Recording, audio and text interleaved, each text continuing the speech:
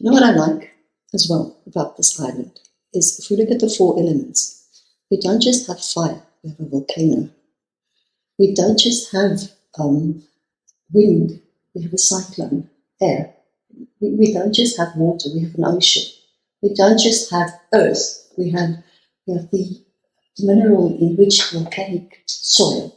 Everything on this island is an excellent. Love that. She was a girl with a divided heart, like the light and the dark, a divided heart, between 2 continents and somewhere far home, but where it really lay was deep within her soul. But where it really lay was deep within her soul.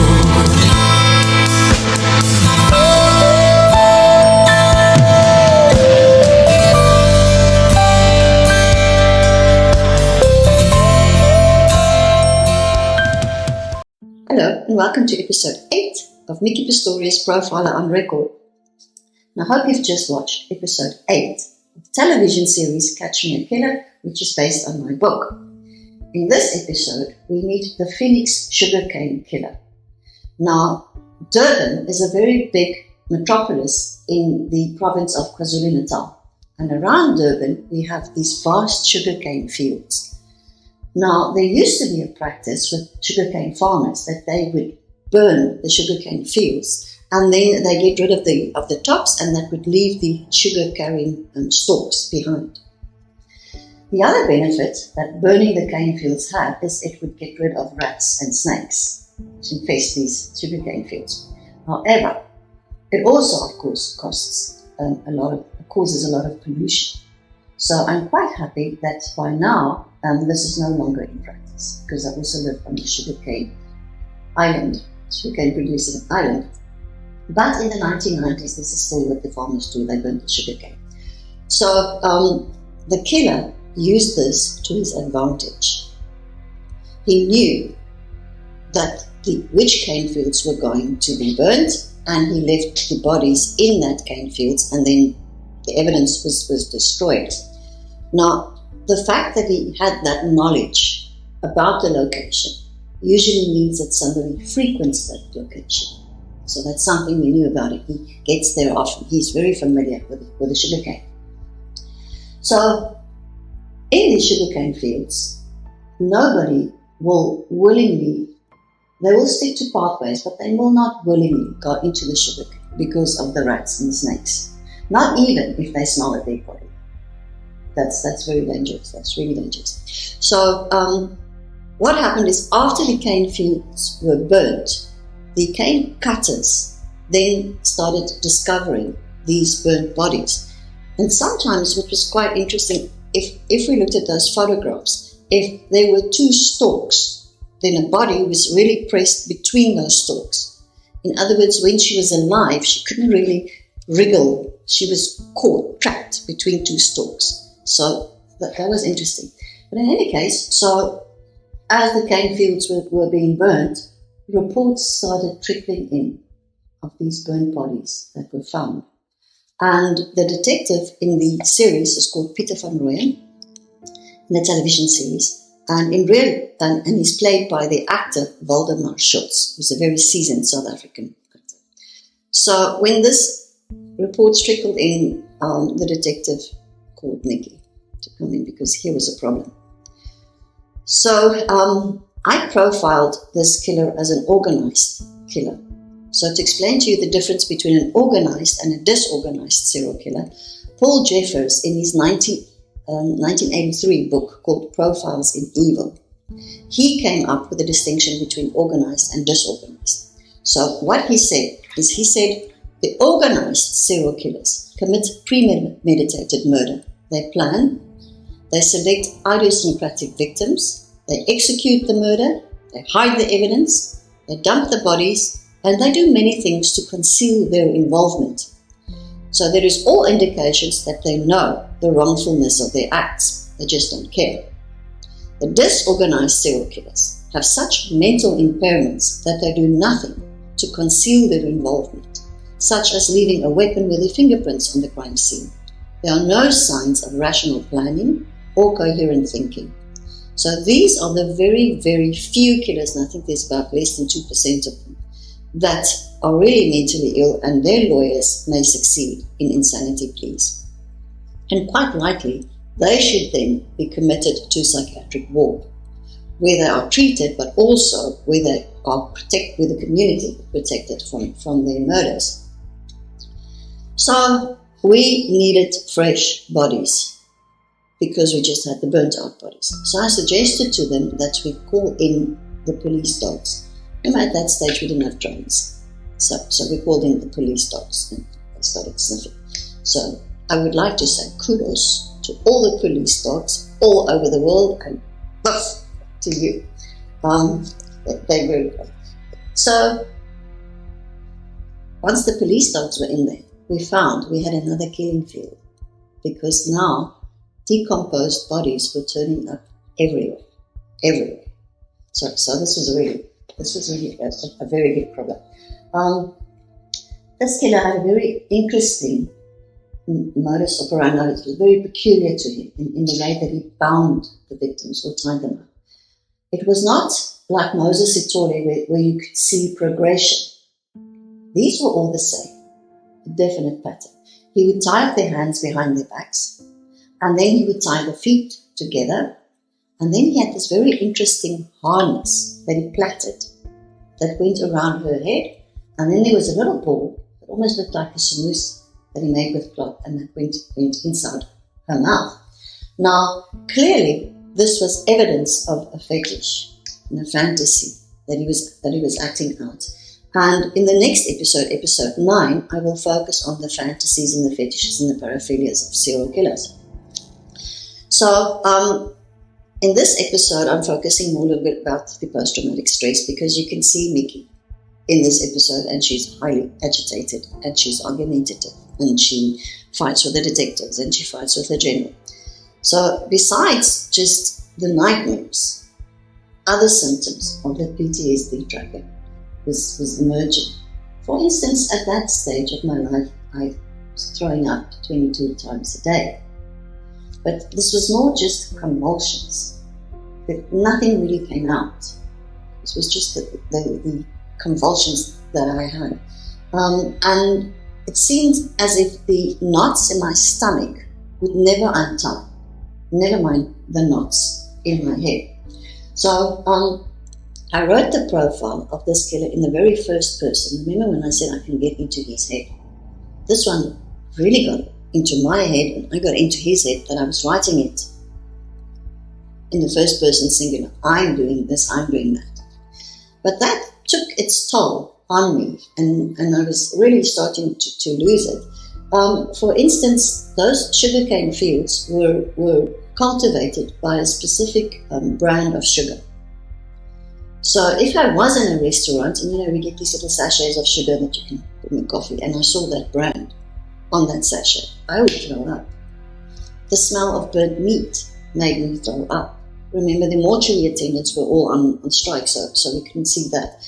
So the pressure of looking at the photographs of those burnt bodies, and then when we started finding the fresh bodies, were even worse. There was pressure from the community. There was pressure from the police liaison officers that wanted reports every day, to give to the press. There was pressure from the generals. There was so much pressure on us to catch this killer.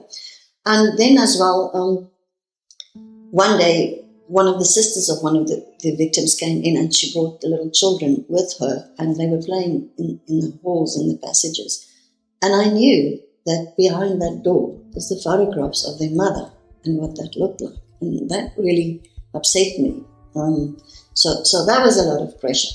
So it was just another case of being in another hotel room with all the photographs of the victims all around me, and so much pressure because there were other serial killers all over the country that I still had to attend. So all that pressure, and I snapped. I broke.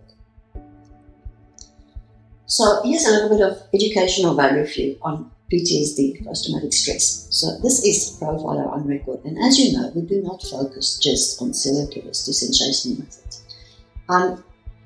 also very much like to tell you about the investigation and about other aspects of everything that is involved in such an investigation.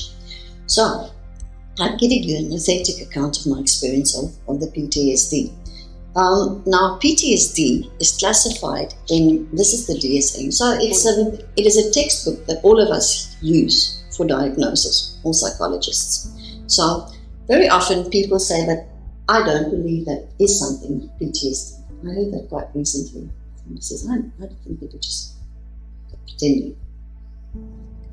No, PTSD has a very longer history. The ancient Assyrian medical texts, now this was written on cuneiform tablets that was discovered in the old city of Uruk, and it's now in Iraq, and it dates back to 3,500 to 1,300 years BC. And these Assyrian doctors were treating psychological conditions of the warriors that fought. Everybody fought with everybody at that stage. And those warriors were already manifesting PTSD symptoms. And at that time, they obviously didn't know what it was, so they attributed it to the ghosts of the people that were killed that haunted these killers, these warriors. So it was there already. So Marc-Antoine Croc, and he works at the Institute for Research in Neuroscience and Neuropsychiatry, and his colleague Louis Croc in Paris, they referred to Gilgamesh's personality that changed after he saw the death of his friend Enki. Now, Gilgamesh, this is the book of the Epic of Gilgamesh. Now, Gilgamesh was a king in ancient Sumer, in old Mesopotamia, between the Tigris and the Euphrates. And that was thousands of years before Christ. So there was already signs of post-traumatic stress experienced, especially by seeing your colleagues and your comrades being killed. So Herodotus, in his book, History, he wrote a book called History, and this was written in 440 BC. He wrote about the Battle of Marathon. Now, the Battle of Marathon is when the Athenians defended Greece against the big onslaught of the Persians in that stage. So what he wrote is, he said, Epizelus, the son of Kuphagoras, an Athenian soldier, was fighting bravely when he suddenly lost sight of both eyes, though nothing had touched him anyway, neither sword nor spear nor missile. From that moment, he continued blinded as long as he had lived. I am told that in speaking about what had happened to him, he used to say that he fancied he was opposed by a man of a great stature, in heavy armour, whose beard overshadowed his shield, and the phantom passed him by and killed the man at his side.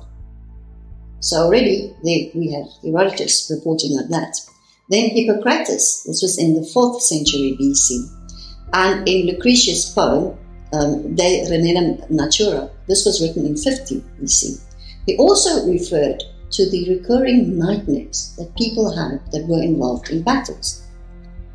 He said, the minds of mortals, often in sleep, will do and dare the same. Kings take the towns by storm, succumb to capture, battle on the field. They raise a wild cry as if their throats were cut even then and there. And many wrestle on and groan with pains, and fill all regions round with mighty cries and wild, as if then gnawed by the fangs of a panther or a lion fierce. Now, Jean François was the most representative chronicler of the 100 Years' War between England and France, and this was in 1388. And he lived at the court of Gaston Phoebus, the Comte de Foix, and he narrated on the case of the Comte's brother, Pierre, who could not sleep near his wife nor his children because of his habit of getting up at night and seizing the sword to fight his enemies. So already it was there. So also we find it in the First World War. Well, even before that, okay, army physicians during the French Revolutionary War, and this was between 1792 to 1800. They observed it during the Napoleonic Wars between 1800 and 1815. They observed it. Soldiers would just collapse in stupor, where there's no physical damage to them. And it was called vent de bola. It means the sound that cannonball makes when it flies over their heads, the wind, the sound of the wind of that ball, would just make them go into a stupor. In the First World War, in 1914 to 1918, physicians also remarked that their hospitals and their field hospitals were full of soldiers, but only about 20% of them had physical wounds. The rest all suffered psychological wounds upon seeing their comrades killed and mutilated.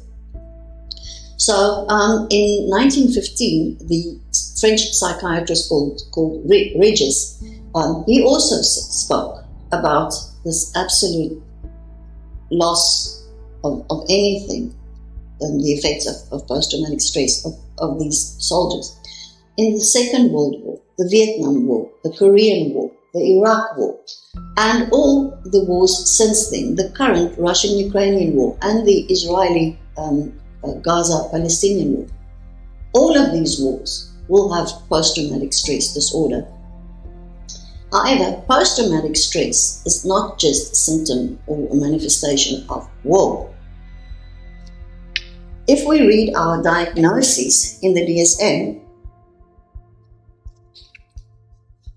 it reads, the person has experienced an event that is outside the range of usual human experience, and that would be markedly distressing to almost anyone. For example, a serious threat to one's life, of physical integrity, serious threat or harm to one's children, spouse, or other close relatives or friends, sudden destruction of one's home or community, or seeing another person who has recently been or is being seriously injured or killed as a result of an accident or physical violence.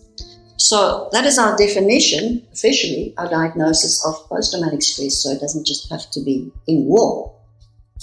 Now, I've said before, my nightmares that I had was not about killers attacking me. That is against their nature. Serial killers do not attack or go for detectives or profiles. It was about the victims and the anguish of the victims. It was also about getting into the serial killer's mind and what they were thinking. It wasn't personally directed to me. So that's a little bit inaccurate in the television series, but it's okay. So I spoke about the previous episode as well of how I could pick up the energy on the crime scenes. His energy of anger and killing, etc., and the victims as well. And that was the context of my nightmares. So I was in a very dark space, exhibiting typical symptoms of withdrawal from people, moodiness, experiencing no pleasure in life, wrapped up in darkness, lost, wandering, walking dead-end streets in my mind, backtracking, flashbacks. I surrounded myself with crime scene photographs, my nightly companions, laid out on the floor around my bed. And like the Assyrian warriors of old, I felt they haunted me for not catching their killers. So I kept them close, to drive me to carry on, despite the exhaustion, to fight for them. But lack of sleep made my brain feverish, and nothing made sense, and my senses were polluted, warped. My eyes had seen scenes of mutilated, eviscerated, decomposing and burnt bodies, covered in maggots, imprinted in my mind. The smell of death, of rotting flesh, blood, fear, feces, filled my nose even when I tried to smell flowers. My throat and my mouth were dry from vomiting contractions daily. I lost my appetite. I preferred smoking to eating. Crumpling a newspaper sounded like maggots eating at the body of the station strangler's victim, echoing in my ears. Old Year's Eves, I stayed in my apartment, watching fireworks far off in the distance from my window. I'd lost all sense of pleasure. I did not want to join my friends in celebration. Loud noises made me reach instinctively for my pistol tucked in my jeans. I slept with my pistol under my pillow, my hand resting on the cold steel. As if subconsciously I saw this as a mechanism to fight the nightmares away, but it didn't. So I was lost, and I lost it, and I was lost wandering alone without any sense of direction in that dark Hades. There is something called anhedonia, and anhedonia is one of the characteristics of depression, and it is when somebody loses all joy of life, and it also features in post-traumatic stress disorder. So that means, if we look at it neurologically, that person has depleted dopamine. Now, dopamine is a neurotransmitter, and she's there for the anticipation of pleasure. And I call her Aphrodite. So Aphrodite means and she motivates you to move. So if you would be lying on the couch and you would wanting a beer, that's motivation. She would motivate you to get up to go and fetch the beer. So that is the anticipation and the motivation with a reward. That is Aphrodite. Now, people with depression and etc., they don't have dopamine. It's completely depleted in their minds. So my dopamine had fled, and she was chased away by cortisol. Now, cortisol is the stress hormone, and that I compare to a pack of wild dogs. Anybody in Africa that has seen a pack of wild dogs hunting and killing a prey will know what I mean. If you haven't seen that, then let's bring up the analogy of Samson in the Bible that took many foxes and he tied them together and he put flaming torches into their tails and he sent them into the fields of the Philistines. That would give you an idea of what cortisol does in your body. Now, these wild dogs rushing through your body is in search of glucose. They want to eat. But since your body is in the sympathetic nervous system, means you are tense and it's fight and flight. It is burning up all the glucose in your body. So what these wild dogs then would do is they start attacking your muscles because they want to eat and you get tired. And once there, then they move up into your brain and then they start attacking your brain. And the hippocampus, which is the seat of your of memory, they will start attacking that because that is the softest. That's episodic memory. That is why people with that amount of stress, always their bodies ache and they always forgetting stuff. This is cortisol in your body. So at that stage, I knew all this and I knew I needed help.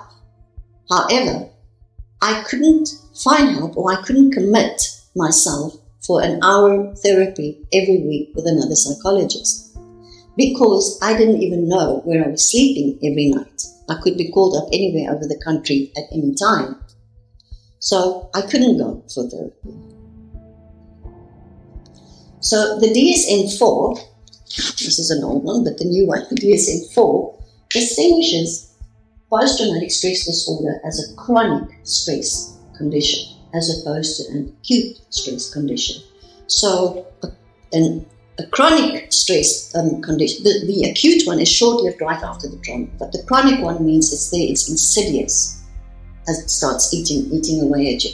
So I saw many policemen and many policewomen in my practice that were suffering from PTSD. Now these could have been detectives, members from the bomb squad, the riot control, the forensic laboratories, the child protection unit, and they varied from ranks to commanders, from corporals to commanders. I also presented neuropsychology courses for CEOs of companies on stress and burnout and etc. And the reason why I'm saying this is post-traumatic stress and burnout it's blind to rank, to race, to gender, to paycheck. When it hits, it hits. It's indiscriminate and it will hit. So whoever denies its existence or whoever I just don't believe in it, is not doing those people who are suffering from any favors. Because then they will try and hide it, their symptoms, or they will try and act tough and they're ashamed of it and they won't seek help for it. And then they cry. And that's what happened. I cracked. And I have seen trained detectives. I visited them in after managing these serial killer investigations. And they cracked. And they were in psychiatric hospitals. And I remember sitting there, holding their hands, and they were medicated out of their minds like zombies. And I just thought, what had happened to my strong heroes? And there they sit, and the firearms have been taken away from them, and they're just sitting there, and they're like zombies, and they're broken. They were broken, these big, big men. Now, John Coates is a very good author, and he wrote a book, and it says the hour between dog and wolf. The hour between dog and wolf, when the dog turns into the wolf. And in that book, he said, any novelty exacerbates our stress, because if anything is new, your whole body and the brain is sorting out what is going on here. It's curious. So when somebody suffers from chronic stress, we should actually minimize and avoid novelty. But we do the opposite. If people suffer from burnout or stress, they go on exotic holidays, which is all new. So in reality, if you've got chronic stress, you should actually stay within your family, at home, in your familiar environment. You should listen to music that you know. You should exercise. Stay within the familiar. And I did not. So if you stay with whatever you are familiar with, your vagus nerve will then switch to the parasympathetic, which makes you relax and breathe deeply. And that is ways that psychologists treat people how to deal with their stress and their burnout. So at the end of this episode, we found that Erica goes to Micki's hotel room and she finds empty. Micki had fled. But the investigation still continued, and one after the other body was found in those cane fields. They even had a copycat. It was somebody who killed his wife, and he thought if he dumped the body in the cane fields, then the detectives would be dumb enough to know and to think that this was one of these serial killers' other victims, which obviously we pick up very easily, because once you have a serial killer's fantasy in your mind, you can clearly see when there's deviations or there's a copycat. So please join me next week and watch the next episode, episode 9 of Catch Me a Killer, where this specific investigation of the Phoenix serial killer continues. We'll see what happens. And I will discuss afterwards in episode 9 of Micki Pistorius, Profiler on Record, what happens in the case, and also what are the symptoms and etc. of the fetishes and the paraphilias and the fantasies of serial killing. So to show you along with that one. So I hope you find this all inspirational and informative and educational, and I'll give you an authentic account of what happened to me without sensationalism. So if you like what we're doing here, then please give us a thumbs up and share it and subscribe. And I will see you next week. Thank you. She was a girl with a divided heart.